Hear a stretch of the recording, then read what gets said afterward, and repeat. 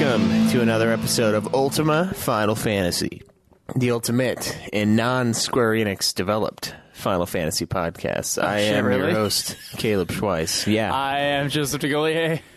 Today we are going to be reviewing the DS title, Final Fantasy Fables, Chocobo Tales. The classic. Yeah, the classic, super unknown, super unsold Final Fantasy spin-off game. They sold a copy to me for like $5. Yeah. In that Square Enix sale. That's right. We bought it directly from them. We supported the Enix in their time of need. We did. Shortly before they found out how much money they lost on 15 and then asked someone to leave, I'm sure. Hey, now, that's too much hearsay. Yeah. Well, I mean, Is there really much of a difference? No. I mean, he quit, but whatever. There's probably like just a sales report or like a profit and loss report on his desk, and they just didn't say anything. He just left. For those listening 5 years in the future, we're talking about Hajime Tabata. Yeah. So Final Fantasy Fables Chocobo Tales, we weren't even going to do this on our playthrough, but then we decided, hey, it does in fact have Final Fantasy in the title, so we got to play it. Yep. So it was initially released in Japan as Chocobo to Maho no Ihan. Oh, shit. So it didn't even have it then. No, it really didn't. Yeah. It was released... we're playing some Chocobo games early. Yeah. Fuck. I didn't know that. That would have disqualified it. True, yeah, true. Okay. It was released in Japan on December 14th, 2006, then North America on April 3rd, 2007, and the PAL regions May of 2007. So the game's kind of set. It's set in this weird little world that has like a bunch of shit from Final Fantasy, and it's almost like the perfect spin-off, because it's a spin-off that doesn't really spin off from one particular game. It just spins off from the series as a whole almost. It's very light with the setting and the spin-off. So it's the crazy thing about this game is it has like nothing but mini games and then like minier mini games in it. They call them like macro games and then mini games. Yeah. It's insanity. But anyway, the game's story. Oh yeah, by the way, it was developed by Hand Inc. It's HAND, and it's abbreviation of Hokkaido Arts Network and Development. It's a Japanese game developer. They initially started as a service that sold Macintosh hardware and software to universities before Mac was like a big deal. And once that competition increased, once Mac picked up, they sort of decided they were going to design their own software. So they made this, and they made Chocobo Dungeon. Yeah, they made them both. Yeah. There's not really anything else that I'm like, I have any idea what the hell's going on as far as the games they've made from the list I'm looking at, except for, I guess they did work on Kingdom Hearts 358 and a half days, or whatever that is, and Kingdom Hearts Recoded. So they seem to be like a good place for Square to go when they need like a DS knockoff that's not super important to them. And this being the first one they did. They also have another one that's like Sid to Chocobo no Fushigi na Dungeon Tokawasure no Miko DS Plus. Not that I know what that is, but no, that's the only other Final Fantasy I'm lost I see. now. Yeah, it's the only other FFC on their list of things that they were gonna do. Well, shit, we're playing this out of order. This would have been just in a Chocobo game if I had known it didn't have Final Fantasy in the original title. Yeah. Damn. It's all right. It has it in our title, so it means something.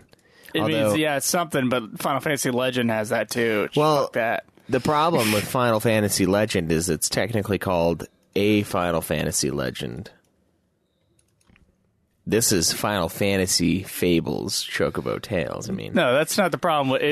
And the problem with Final Fantasy Legend is that it never had the Final Fantasy name in Japan. It was never, ever a Final Fantasy game. Yeah, but I mean, we've never had a Final Fantasy game where it has like the word A in front of it or like anything. We're a Final Fantasy podcast. We're not a Final Fantasy podcast. Oh, okay, I see. It just doesn't sound right, you know? So like, how can it be trusted? So that's... Yeah. All right, whatever. I don't know if this means we'll play Chocobo Dungeon next, but... Yeah, the funny thing is they did release a sequel to this game. It was titled, loosely translated, to Chocobo and the Magic Picture Book: The Witch, the Girl, and the Five Heroes, in December of 2008, but that never came to us. Never came out. Yeah, this one came out in April 3rd, 2007, huh? In the U.S. Yep. December 14th, 2006 in Japan. Okay, wow. Well, tell us about the story there, Schweiss.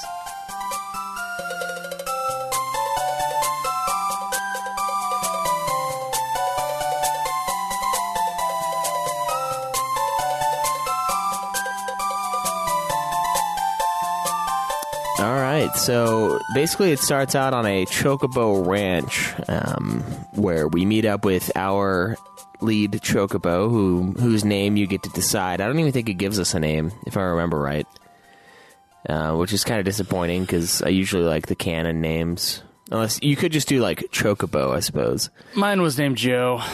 Yeah, it's funny because there's another one named Joe in the game too. Yes, there is. It's uppercase Joe and lowercase Joe, as far as I'm concerned. Yeah. Got it. Mine was all uppercase, like you were shouting my name the whole time. Yeah. So it starts out with one of the girls like decides that she's gonna do story time for the Chocobos, and she starts reading a little book, and then one of the other dudes comes over. His name's like Chroma, and he's like, "Oh my god, guys, I just found this super awesome book from the far lands to the west or whatever." And they're like, "Oh, okay, we can read this." And then the girl starts reading it, and it's kind of fucked up, and she's like, I don't know about this. But then they're like, yeah, fine, let's just do it. And then suddenly the book comes alive, and a bunch of people, a bunch of your Chocobo buddies get like sucked into the book, basically. And you are spared this for reasons unknown at this time. And basically you set out on a quest to get your friends back. And the way you do that is by finding other magical books strewn throughout the land that you have to go into, and basically you walk up to the book, you open up the book, and then you get this like little miniature story that's usually like a kid's story with like chocobos instead of children in them. So you have like, you know, Jack and the Giant Beanstalk, you have Red Riding Hood, a bunch of other little like old... the ancient story of Shiva versus Ifrit. Yeah, of course. That one, who could forget? Yes. The ancient story of Shiva, and they're battling. So you kind of go around to all of these magical picture books and sort of complete at least one or two of their requirements, and then you basically unlock the map, and like certain things happen, and it's like connected to what happens in the book. There's one that's like a play on the tortoise and the hare, which is the cactuar and the fucking... And the adamante or... Adamantoise, yeah. Yeah. And so like it has that, and then when the Chocobo gets really mad, he'll like shoot his quills out, and then it'll shoot quills out of the book and like open up the next part of the map, and then you'll be able to like walk through, and all the while you'll run across I'm getting ahead of myself with the gameplay. You'll do these little card battles to like as boss fights, quote unquote, and you'll run into this guy.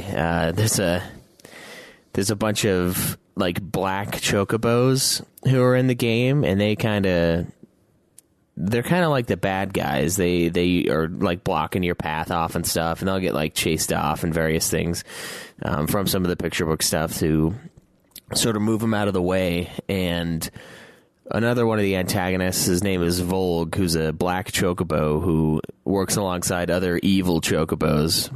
get recruited by the book, whose names are Greeble and Peekaboo. And of course, the main bad guy, the book creature that sucked all your buddies in, his name is Darkmaster Babuzu. And his human companion is named Irma. So kind of a few names in the beginning, but it's a really, really Babuzu. simple story. Other than Babuzu, yeah. My eyes just kind of like floated over that name. I Yeah. don't think I ever properly read it. Yeah, it's a weird one. You just kind of go past, not worrying about it. It's like, oh, if I see a couple of Z's, I know it's the baddie. You know what I liked about this game? That it had a simple story that was really easy to follow. It's simple story, but also its cutscenes were really short. Like, the longest it would go was like 10 text boxes. Yeah. In each scene, and then it would like move on, which is really refreshing for one of these spin-off titles. Obviously, this is not a Final Fantasy spin-off title. It's a Chocobo spin-off title, whatever the fuck. And so, having gone through many of these games, even the Final Fantasy Crystal Chronicles, they went a little long with those things. Like, they were trying to tell something bigger than what they were really ready for. Yeah, bigger than what they had. Yeah, bigger and had more depth than what they actually had, so it was just long and boring. In which case, I prefer this. I much prefer this as like this is pretty much other games, right? Other non-RPG games will just like tell their story extremely quickly to like get to the point, and the point is to play the game. It's the gameplay. Mm-hmm. So yeah, I'm gonna say story is fine because it's whatever you need to play. Get all these mini games out of the way. Yeah. So as you're going throughout the game, you're fighting these Greeble, Peekaboo, and Volg Chocobos in the books to kind of unlock more and more parts of the areas. And like you have your areas that you have to unlock for the story, and then you have areas that you can unlock for bonus cards and bonus mini games as well. And it all kind of leads up to you rescuing your buddies, which you don't have to really rescue very many of them at all. No. In the game from the books to complete the story. But I started going through and like trying to do everything. Not even at the end of the game. Like I started trying to do that pretty early on. And the game throughout the rest of it, I mean, his servant chick Irma, she decides that she's not going to be used anymore because Babuzu turns into kind of like a douche at the end. Mm-hmm. And he's slowly more and more like changing his figure. And at first you think he's going to be like a little kid because he's like one of his stages is like a kid with a book on his head or like a book for a head. And then suddenly he turns into like a real Final Fantasy boss. It just looks like was it like a testicle floating or something like that? Huh? And that's his true form. And once he reaches his true form, he reveals that his plan the entire time was to let you get super strong, basically. And then just like throw down. That's why he didn't suck you into the thing. So you were the big hero and he was almost the anti-hero to you. And you moving along and collecting all these items and opening all these paths in the book was like really just making him stronger. Mm-hmm. And allowing him to be pretty much. And I feel like there was a little more to it, but I don't remember. So, but you do a final face off with him, and it's like this. It's a game of. It's a ping pong game, yeah. Yeah, or like air hockey. It's air hockey, yeah. I guess a team air hockey. Yeah, and you kill him, and he's destroyed. The books, weirdly enough, they don't release all your friends, but yeah, they're just stuck there. Yeah, they're still stuck in these other books until you save their asses. But the evil is dealt with, and you're all fine. Everyone's fine, except for the people that are stuck still. And the Volg, Chocobo, and Irma just kind of like take off and have their final farewells with you, and then you're plopped back into the world. There's also a mini game in the credits too. I don't know if you found that, but what, pressing the O's? yeah, pressing the O's. Yeah, I got one screen to like the one. Then they started getting bigger. I'm like, this is impossible. Yeah, I think I got the silver medal from that one, but that's the story. I mean, it's really simple. It's really easy to follow. It's not poorly done, and it kind of works pretty well for just a little spin-off game, you know. Yeah, I didn't mind it at all. It's nice to have like a refreshingly simple thing to just kind of go through. So I think the story is good. I think the story it's an extremely simple story, but I mean, the best game I played this year is God of War, and that has an extremely simple story too, and there's nothing wrong with that. Right. I agree. Yeah, it was enjoyable in that category, but I also agree that is the best game I played this year, too. Yeah. Yeah.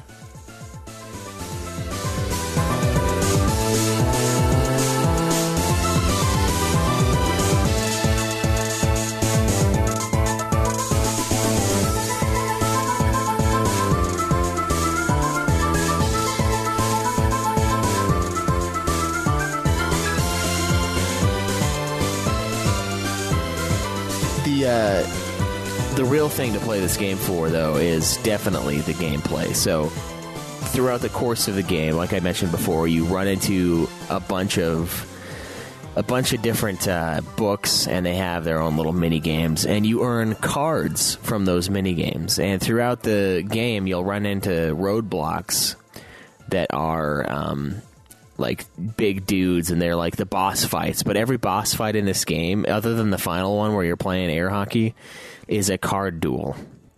And at first I was like, oh my god, a Final Fantasy card game? Like, shoot me. Oh my god.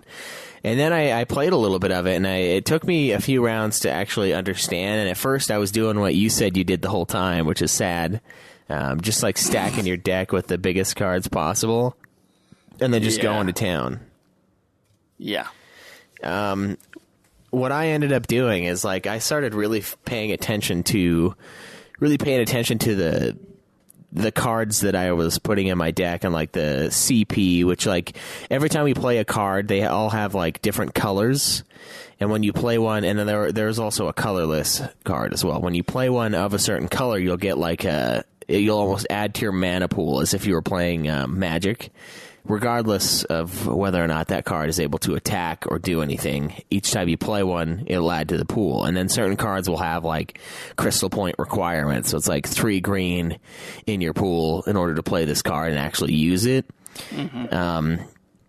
And you'll be able to just like summon it, and then it'll do its attack. And then it has a really super simple battle style to it. It's the top, it has 4 circles on each card.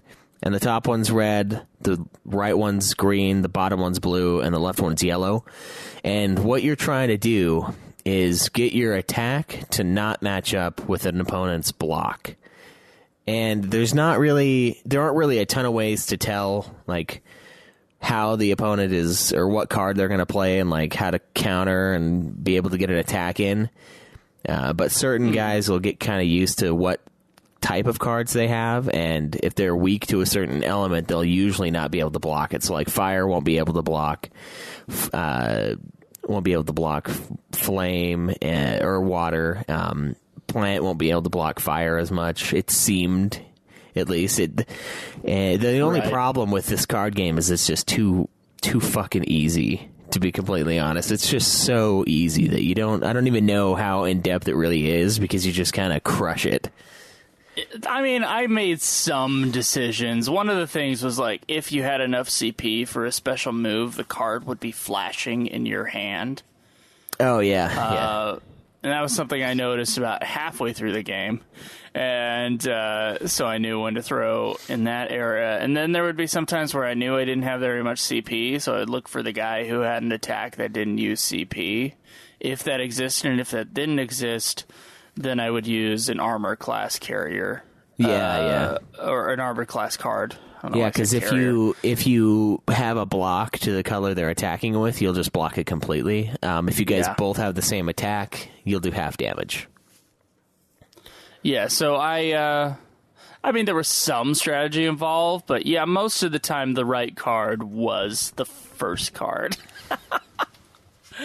Oh, which was just kind of funny to me that, like, I was like, at some point in the game, I told myself, I was like, I'm going to have to actually learn how to play this. Mm-hmm. And then I never really did. There were, like, a couple strategy things where I kind of played with, but I was able to beat the game just fine. Just by getting... I think there was one point where I didn't have enough cards, and the game, like, told you to go find some more cards, and that's the only point where I, like, went out of my way to do some extra stuff. Mostly I was just streamlined, and you can kind of tell the different way that we played this game. I definitely Joe-cored it. And so I think my time, what time did I put on Twitter? It was like 7 hours and 42 minutes or some shit. Yeah, something like that. It was not very long. And yours was 14 hours. Yeah, I played it for 14. And the thing is I played almost all of it, like, well, not almost all of it, a good chunk of it at work and stuff, but, like, I finished this thing, I started it on Monday, I believe, and I finished it, like, by Wednesday. And nice. I just kept playing it, because I was like, I mean, it's really easy, mostly, but there are some really hard mini games in here, so I'm just going to keep trying to see how many of these cards I can actually unlock. So I went back and did a bunch of the other dungeons, like the books, and I unlocked a bunch of my other buddies who also unlock macro or mini games, because the macro games, according to the game, are the games in the books, and the mini games are the little games that are strewn across the land, basically, that are just extra for getting cards. And I went back and I just started doing a bunch of extra stuff. I mean, there's one where if you complete each of the elemental storybooks, like where you get all of the epilogues, because you'll get the main story, you'll get what happens in the beginning, and then you can keep playing to unlock different epilogues, and it'll have this really cool little, like, pop-up book art style while it's telling their little kid stories. Basically, it's like Aesop's Fables and what is the other thing? It's the fucking... And...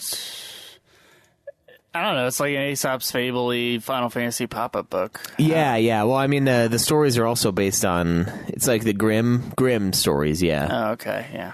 It's like both of those, and it just has like a pop-up thing. And it reminds me a lot of the collector's edition of World of Final Fantasy that I have, because it has like this big pop-up thing, and you can kind of like move stuff around, and that's like how the art style is done. Does it also have a coupon for Final Fantasy Fables Chocobo Tales? Because I wouldn't put Square past that. Yeah, no, I don't think I saw one in there. You like, maybe I got to pull it out of the Chocobo. It's just like a $5 off, shit. which would have made it free. Yeah, it's I don't know. I kind of like I thought the gameplay in this was really solid. I found many of the mini games super fun. At first, it's like some of the games are pretty frustrating because you don't really understand how to play them. The Leaf Bounce game drove me nuts.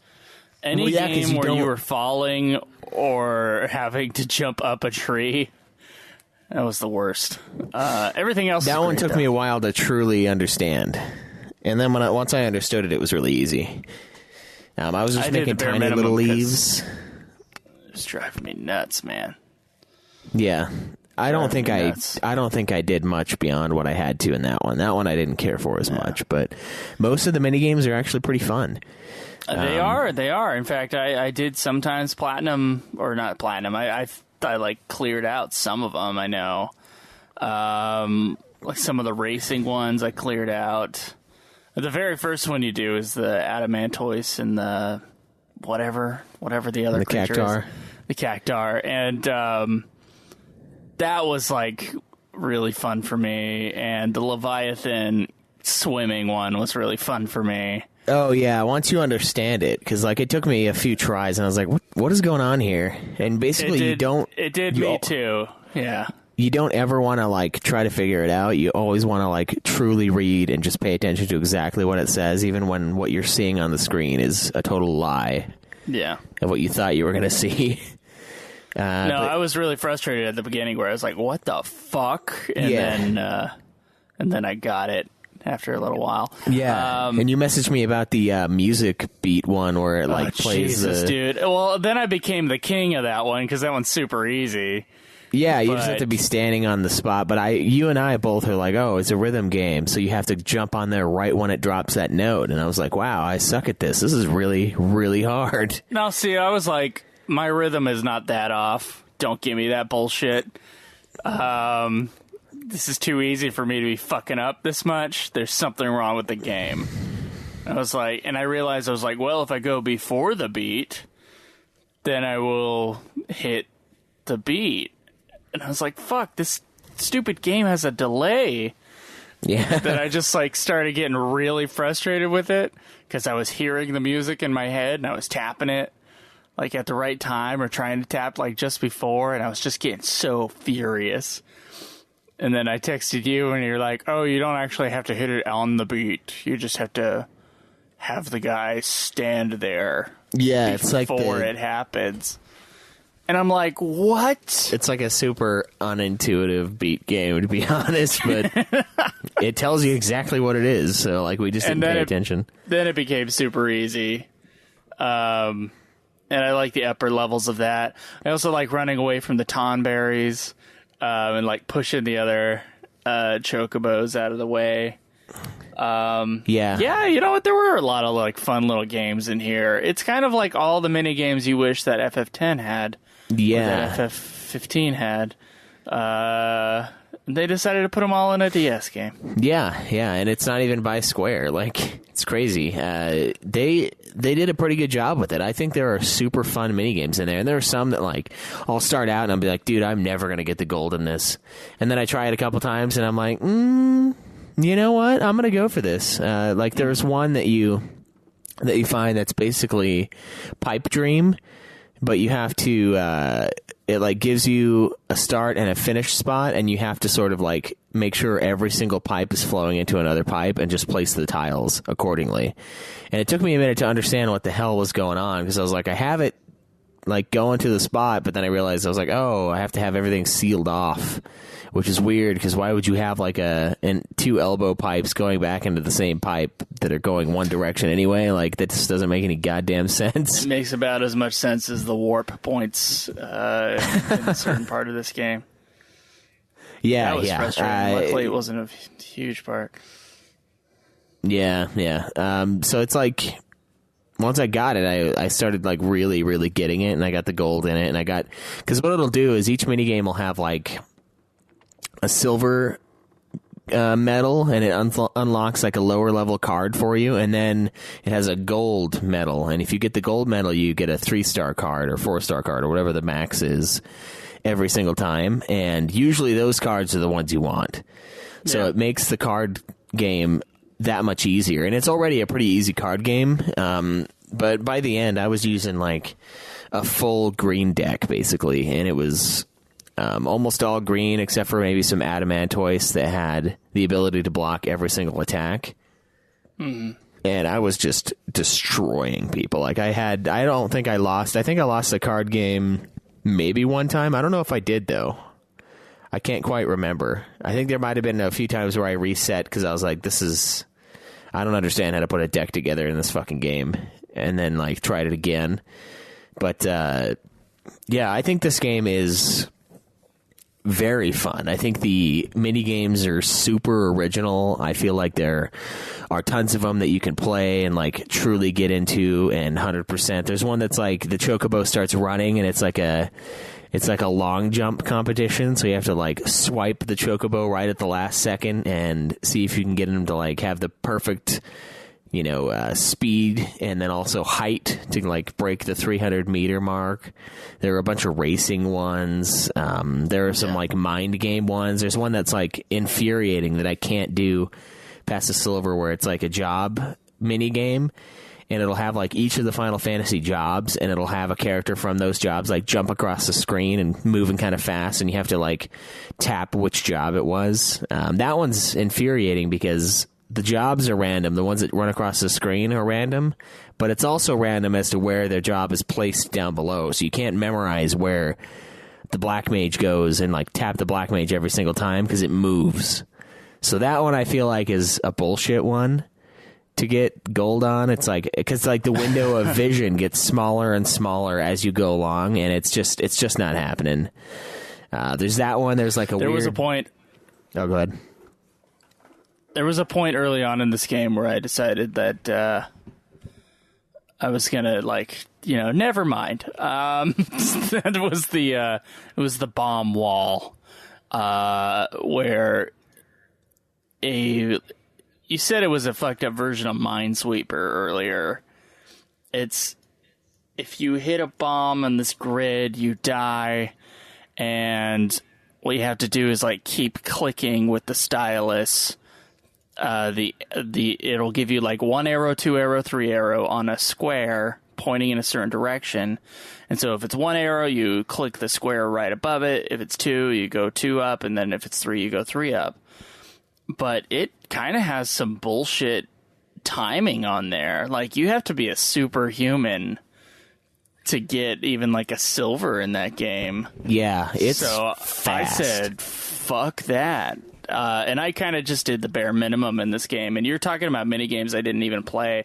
And I'll be honest, I wish I didn't rush this game in order to beat it for this review, because it is a game that is just fun. And you can just have a good time in the game. And it's almost, a bunch of little mini games. It's a game made of mini games. And many of them are really great. It's super weird. It's the only game that's solely mini games that I think I've played in this fashion. And the one disappointing thing about gameplay for me is that the game was just too easy. Like there's almost no reason to collect a lot of these cards because the game is so damn easy that there's really nothing left for me to defeat. And I don't know if there's like a super boss or anything hiding in this game, but it's just a easy motherfucker. So it's that's the one complaint I would have about gameplay is, one, we can't go online and battle each other anymore because the servers are down, so I can't play against you now. I didn't know that. Yeah, or like Felicia or anybody who's playing along with us. Can't do that, so all I have are the in-game bosses, and those guys I just annihilate. Like it's not even fun. It's just destruction. And I can rematch them. You can go back and do a rematch to see how awesome your cards are now. But it's like, I'm not really interested in that. I'm more interested in finding like harder and harder guys to fight so that it makes all of the grind of some of these super hard mini games that you have to master worth doing to collect all of these cards.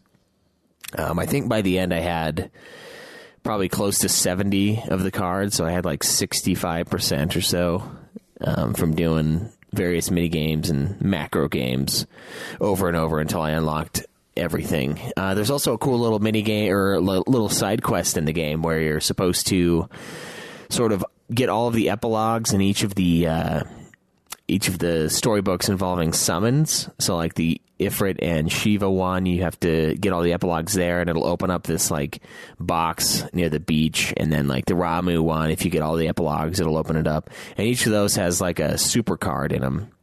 And those are some of the best ones that I found in the game. But a lot of the ones you get from the mini games that are golds, you can just knock out basically anybody that's in your way with. Especially if you build the deck in a way that kind of supports the special abilities that are tacked onto each card. But you apparently don't have to pay any attention at all to the card game to actually beat this game. No, so no, you really don't. Sorry to burst your bubbles. It's the card game is really poorly executed, I'd say. It's still kind of fun, but fun in like a mindless, I'm going to throw this one at you. I'm going to throw this one at you. And I may mix it up, but it's just for me. It's not really for anything else. Yeah, pretty much. But yeah, I had a good time. I had fun. sometimes when I'm playing these games and I'm like rushing it all in one day, which is basically what I did with this game. I played 6 hours of it yesterday. Sometimes I'm like wanting to pull my hair out, and yesterday I wasn't. Yesterday I had a good time, and I didn't even feel the time passing. Yeah, it's just a good time. That's like what this game really is. It's super lighthearted. It's really easy to follow, and it's just fun, man. And like they did a damn good job of making all of the mini games pretty responsive and enjoyable. I mean, crap. Did you find the one in the Chocobo Village where you you come across the dart? Did you come across the dart game with the balloons? No, I saw it, but I didn't actually click on it. Sorry. Oh man, you blow into the microphone on the DS. It basically has your Chocobo on a table, and there are balloons flying around, and you blow into the microphone, and he'll launch a dart, and it'll poke into the balloons. What? Yeah. Oh my God. It's like crazy. I'm like, wow, I'm super impressed with this game right now. Like, they're like, what does the DS do? What does it have? All right, we're going to make a mini game using that, and that. Like, everything they could do, they did in this freaking game. And I was like, this is pretty impressive. And that's why I kept playing it. I was like, I'm having a pretty good time with this thing. Like, I think it's kind of better than most of the games we've been playing lately. I mean, for the show, I liked Adventure, but yeah. Yeah, I think so. Yeah, Adventure was good. But it's not fucking bad, dude. No, yeah, it's probably the best thing we've played since Tactics Advance. Yeah, I like A2 a lot, but yeah, it probably is as far as gameplay. It's solid, man. Yeah. It is quite solid. I agree with you on A2. That's probably the best game since then. Okay, well, cool. We both agree that gameplay is great. The music and the design. So the music is just Nobuo Uematsu tracks. It says it was composed by Nobuo Uematsu. I don't know if he actually had anything to do with the game itself.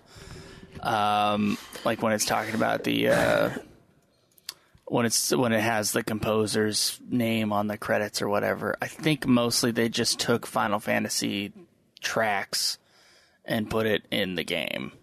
I think it. So I mean, in a way, it was. But so in a way, yeah, it was composed by him. But I don't think he did any work on this game. No, that's misleading because he doesn't work for Hand. Although I guess this was... He doesn't work for Hand? Yeah. I work for Hand. That's right. Hand runs your life, you know. Yeah. But, yeah, it's... You want me to do the dishes? I'll do it for Hand. Yeah. Pay up. Yeah, I'm going to use that one. Oh, shit. That's pretty good, yeah. But it might have been after he went freelance, but I think he went freelance after this game released. Yeah, I'm not sure. I can't remember for sure, but anyway, regardless of that, I don't know if he actually worked on this game. But its soundtrack is basically it's FF tracks, and the one you hear the most is he did freelance in 04, I guess. So he would have potentially. But it's the one. Mostly, it's the Chocobo theme that you hear a lot, which is like all the time, and it doesn't really get old. The battle theme from FF1 a lot as well. Yeah. And the Chocobo theme doesn't get old in this game, which is surprising because usually for me it does. But it wasn't really an issue. The one that really made me laugh was when you get to the final dungeon area that's got a bunch of different codes you have to put in and multiple levels to this tower that you have to kind of conquer, and you hear it's like the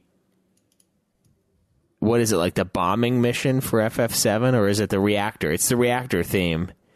It's the do do do do do do do do, and it just started playing that song, and I was like, what? Friggin' FF7 song in here? What is this? Well, there was some Sephiroth theme that was being played. Not One Wing Angel, but one of the other ones. Like a Genova track or something. And So I noticed things like that. There's apparently like FF6 and FF8 music scattered throughout the game. So yeah, I would say, hey, music A+. Good job. Yeah, it just and it's yet another category where this game is like a really good sort of spin-off. It's like a real spin-off game. Like it's just a spin-off of the series as opposed to a spin-off of one of the games in the series. And this one didn't even have Final Fantasy in the original title. No, yeah. Look at that. We shouldn't have even played it, and it's on here. And the design is just kind of a cartoony kind of thing, and it works perfectly well. I did think that they could have darkened it a little bit and used more of the contrast in some of the levels. It was like a little too bright for me. I'd say the one when you're running away from the Tonberries, it almost like looked like overexposed. Oh, yeah. It hurt my eyes a little bit, but outside of that, I'd say the design, like the art design, I think it works for what it is. It's like this cartoony kind of Chocobo world, and it's all cutesy, and yeah, that's what we got. And there's nothing wrong with that. It works perfectly fine. No, yeah, it's great. Nothing wrong with the visuals. I really liked the pop-up book style of the little cutscenes you get with the Aesop's fables and whatnot in the books. I thought that was really cool. And I like how it's like a pop-up book on most of the levels as well. It's got these like weird pop-up looking creatures. It reminded me a lot of Paper Mario when we played Paper Mario: The Thousand Year Door. It has a lot of similar aesthetics to that. So I enjoyed the way it looked, and I enjoyed the soundtrack as well. I thought it was surprisingly solid. All right, well, we got some questions. You want to get to them? Yeah, man, let's do it. Questions for us. We would like to hear from you. To our forums. Contact us on Twitter. Get on and ask your questions. We'll answer anything we will. This is the question segment. Ask and you will receive. All right, so only one person asked questions, unless you had some on Twitter. Which I'm disappointed by. Disappointed, guys. And no reviews, I don't think, either. So let's answer these 5 questions very, especially, I guess. I'm looking for the right word, but I can't think of it. This is from Rude Rose on our forum. Says, good men of the FF cloth, my questions follow beyond these words. I apologize, I have not played the game. Number 1. Thank you, Rude Rose, for doing this. Number 1, how much did the card game aspect add to the overall product? Would you have preferred it as a normal battle system? No, I don't think so. I mean, we've played like 30-plus games for this show already, I think. Not actually sure if that's true or not, but we played a lot of games for the show, and we've had a lot of them with regular RPG battle systems, and while fun, it's nice to get something different in there. And this is very much so different. The one complaint I have about the card game is that it's just too easy. There's not enough of a challenge in the game to really keep you coming back to get all the cards. Other than me like enjoying playing the game, like it's like fun to do the mini games. Thus, I will try to get all the cards from them. But it's not because I need them to fight someone really strong. It's because I think the game's fun and I'm at work on my lunch and I don't have anything else to do, so I'm going to play this thing. I wish it was more strategic than it is.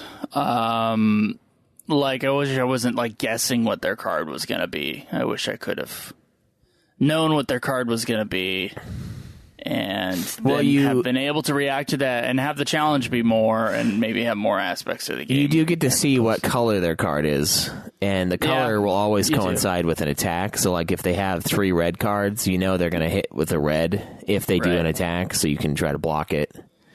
Yeah. But it's really simple, and yeah, you can't really counter. It's not like a fast game where you can throw down like a card that stops their special move immediately. Like, you can throw down a card that blocks special moves for the turn, but it's not like a trap card like in Yu-Gi-Oh! Or Magic where you can just suddenly screw somebody over quickly while they're doing their turn. So yeah, it's Yeah, there could be improvements to the card game. Speaking of Yu-Gi-Oh, that's pretty much what this game is. It's like all world-shattering conflicts are dealt with using trading cards. Yes. Yeah. Okay. Yeah, I liked it. I liked it as an aspect. I agree. I think the only thing that could have improved it was like have mini games, unique mini games instead of boss fights, like we did at the end game. Yeah. Or the ending boss, as opposed to card games. But yeah, I don't think a normal battle system would have improved it. So. Number 2, did the game ever give you a trading card game feel where you wanted to collect every game there was? Did you want to collect every card there was? Yeah, I really did, and I was disappointed when I came across the blisteringly fast bomb minigame, and I was like, this is never gonna happen. Like, I don't think I'm ever gonna be fast enough to do this unless I get the RNG to just give me, like, blocks of 1 every single time. Where it's like 1 to the left, 1 down, 1 up, 1 left, 1 down. Like, then I could do it. But it's too fast. So, yes, I wanted to collect all of them. And, yes, it might be my favorite FF card game. But it's just too easy, though. That's the one big problem, is you can't just go find, like, freaks in the town that are really good at this game and have to, like, really work up to fighting them like you did in, like, Triple Triad and the one from 9. Stuff like that. Like, there's not, that element doesn't exist. It's just super easy. So, yes, but there's no need, almost. Number 3, were you happy with the retooled music for the game, or would you have preferred an original soundtrack? I think for what it is, the retooling of the music fits better than an original soundtrack would have. Since it's supposed to be a spin-off, a knockoff product from the main series, I think using music from that series is completely appropriate and makes a lot of sense to do. Yeah. So I'm down. Agreed, sir. Number 4, would this be worth playing? Keep in mind, I don't own a DS and would have to buy everything you need to play it. So is it worth buying a DS to play this game? It's really what I'm seeing this question as. I would say no, not on its own. But all the FF games that are on the DS, sure. As part of that, yeah, I would say it's worth that. I would just get a 2DS. It's cheaper and does everything 3DS does, albeit uglier. Just as a piece of technology, according to Schweiss. I don't really give a shit. Can it play 3DS games? Yeah, I can. Most of them. Well, even my 3DS can't play all the games. There's one that requires the little nub that the 3DS XL has, or the new 3DS XL. Yeah, I would buy a DS. I would probably buy a 3DS just to make sure you cover all your bases. And it's a nice, bigger console, 3DS XL. Mine was only like $80. I don't really know how much they cost, like, outside of how I bought mine, because I bought mine from my roommate's brother. So I mean, I don't really. Yeah, it's like a couple. It looks like it's around $120 to $200, which is a big ass range, but probably based on used and new. Yeah, it is. So new, it's about $200. So I would say probably not. Definitely not for this game, but it's fun, and there are a lot of games from the Final Fantasy series that are on the DS, so I feel like I've gotten my money's worth for my $80 3DS by now, and we still have, I think, 3 or 4 games on the DS for the show, so it's worth it to get it for all the FF titles. There are a surprising number of Final Fantasies on this console, so... Yeah. Yep, I got them on my wall, ready to play. Number 5, and the last question. What was your favorite name in the game? Sherma, Chroma, Irma, Greeble, Peekaboo, Vlog, or someone else? I would say Joe. I think that's my favorite name in the game. Okay.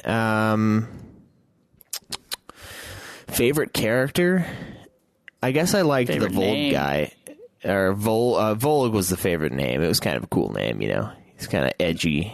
He was really the main bad guy.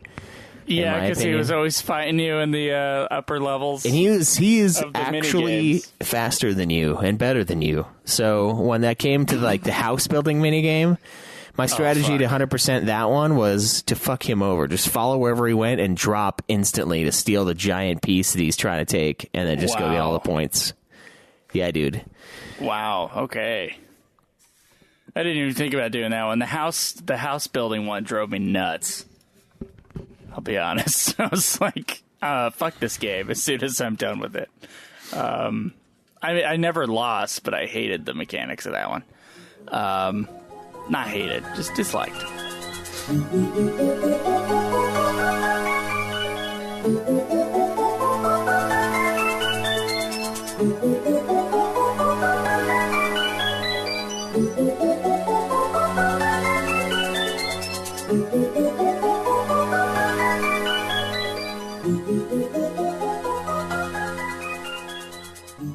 Okay, well, we don't have any reviews.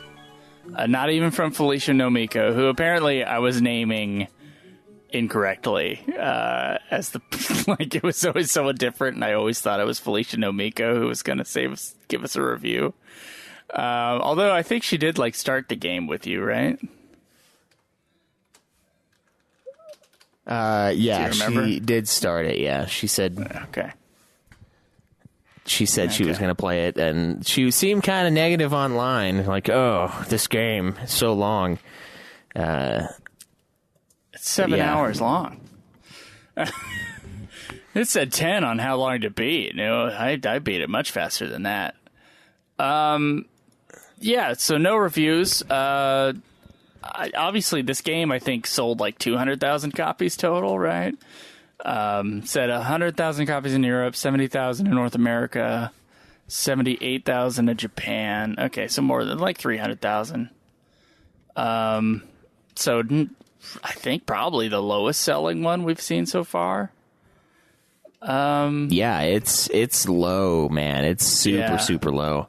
For a Final Fantasy game, that is really low. Yeah, it's sold 100,000 in Europe and 70,000 in North America by November 2007, and that's really all I can see on sales data for it. Yeah. So then, I would say the legacy of this game is as a sale item on the Square Enix store. That's what its legacy now exists as. I would say, which is kind of like sad because I think it's a pretty good spinoff. But yeah, that's kind of how I feel about that. I don't think there's much of a legacy of the game. Do you? Not really. No, it's just an unknown game that that's out there, and that we have now played, and I'm glad for it. I think more people should play this game. It's a pretty fun little game, to be honest. It's worth every penny I paid for it. But there is no legacy because it's just such a small project. It released at a weird time on a console that a ton of people had, but like, I don't know, 06 had so many other big Final Fantasies that like it just kind of flew under the radar. So its legacy is almost non-existent. But glad we played it though. It was a good time.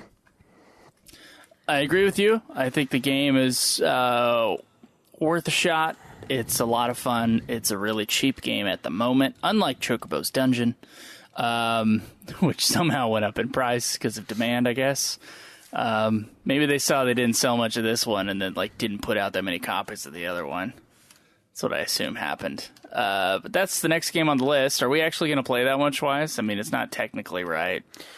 I don't see why not. I mean, It might as well. Yeah, we're pretty much ahead of schedule right now. I mean, as far as finishing in May, it's up there. It's like easy. It's going to be easy to get there. You know, there are only a couple games left that I plan on playing a lot of, so it's going to take up quite a bit of time. But it's down. I'm down to do this Chocobo's Dungeon, especially after this, and especially after looking at the back of the cover, and it has a beautiful little icon of that sweet controller thing that I bought, the classic controller. So boy. we don't have to play it like it's a Wii game. Thank God. After playing that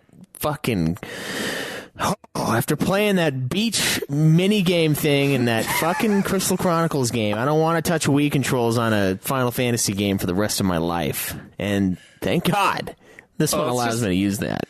That was just a bad Final Fantasy game. They had the worst controls of all time. Oh, yes. Man. Release games were better. The Wii Sports is like 1 billion times more responsive than that goddamn game. Yeah. Oh, man. Shuddered. Yeah, so only 7 games left. We both, or 8 games left. We both totally recommend Chocobo Tales. The next one's going to be Chocobo Dungeon. And then we got Dissidia. We're only going to do Dudekheim. We're not going to do the original Dissidia because apparently the original Dissidia is covered by Dudekheim. Yeah, story-wise. The gameplay's different, but... Yeah, and then we have Dissidia NT, then we have Curtain Call, then we have Mystic Quest, 4 Heroes of Light Explorers, and then we're ending with World of Final Fantasy. And maybe when that FF15 Comrades comes out, we might have to shove that one in there somewhere. I don't even know. Is that one out yet? It's a DLC for 15 as of right now. Okay, well, whenever it becomes a standalone, we have to play that one. But yeah, not too far away. Chocobo's Dungeon. I think we told ourselves we were going to do 3 weeks for this one because it's longer. It's like 20 hours. Purportedly. Anyway. So that'll be fun, man. That'll be fun. Yeah. Yeah, we'll have to see how that one goes. And you said it was 20 hours, right? So I think that's what I remember reading. It's like 20 hours. Okay. Which is twice as long as this game. Yeah. Which is surprising to me. Any Chocobo game would be 20 hours long. Yeah, it is. But yeah. Well, thanks, guys, for listening to the show. I know this one's like slightly under an hour, but hey, it's a slightly under an hour long game. Yeah. If we read all the dialogue in the game, it would take us about 10 minutes. So that's about right. Breath of fresh air. There you go. You can find me at Joseph DeGaulier. You can find me at UFF Podcast. And our website is ultimatefinalfantasy.com, where you can see our list on the side of the site. You can also join our forums by clicking on the forums tab there. We have a Facebook link at facebook.com/ultimatefinalfantasy, youtube.com/ultimatefinalfantasy, and you can support us on Patreon if you so desire by just going to Patreon and searching Ultimate Final Fantasy. Thank you to our Patreon donors for helping us out through these many years. Dave apparently got he shipped his guitars back home, and he should be able to figure out some sort of solution for finishing up that song. That's good. So we'll get to that. Schweiss, I think RFF10 2.5 novel, Super Sexy Swinging Fan Fiction crossover is apparently being problematic. Yeah.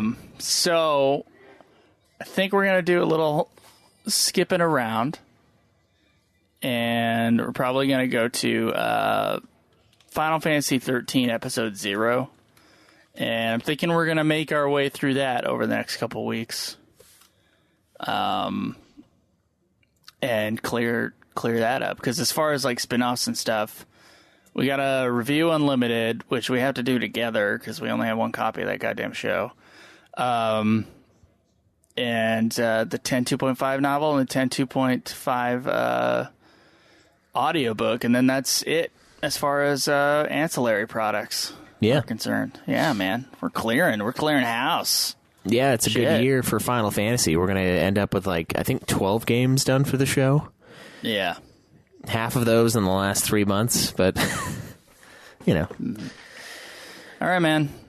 Let's hang it up. Yeah. I'll talk to y'all later. Until next time, guys, enjoy the Chocobo grind.